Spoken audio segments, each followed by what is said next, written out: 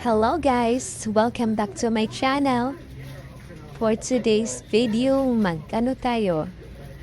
Manood lang tayo ng TV, tapos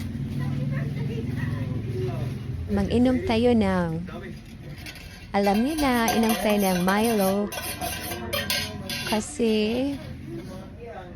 maulan-ulan na panahon ngayon. Kailangan nating uminom ng mainit. Tapos pampalamig ng tiyan. Kaya ang sarap ng Milo, guys. Nilagyan ko ng konting gatas. Yan.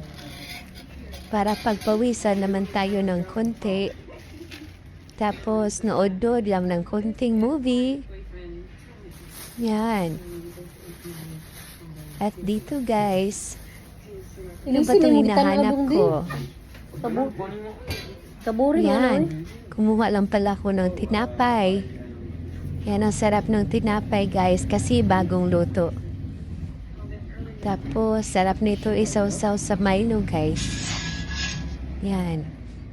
Sarap na sarap pa dito. Ito yung tinatawag na tinapay na mais-mais. Kasi, ano siya, guys? Hugis mais. Pero maliit na tinapay. Yan. Ang sarap nito, guys.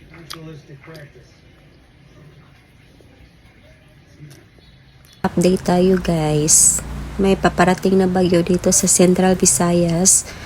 At sa kasalukuyan, siguro lalabas to mamayang madaling araw. Mga alas 2 siguro ng madaling araw. Papasok dito sa Central Visayas. So, mag-ingat-ingat po tayong lahat sa mga kabisayaan dyan. Lalong-lalo na sa mga taga Cebu. Mag-ingat po tayong lahat. Mag-ready na po kayo ng mga ninyo, flashlight, mga pagkain, mga bigas. Kasi hindi natin malalaman ang panahon. Baka biglang lalakas to at magba-brown out. So mag-ingat po tayong lahat, guys. Pasensya na at ang lakas kong kumain dito ng tinapay. Kasi bagong luto talaga to at mainit-init pa. Tapos nag-Milo, ang sarap-sarap nito, guys. So sa mga kalabidabs ko dyan, mag-ready na kayo habang may panahon pa. Prepare nyo na yung mga flashlight ninyo. Reserve nyo na yung mga battery ninyo, lalong-lalo na sa mga cellphone. Kasi baka biglang mag-brown out mamayang gabi or mamayang madaling araw.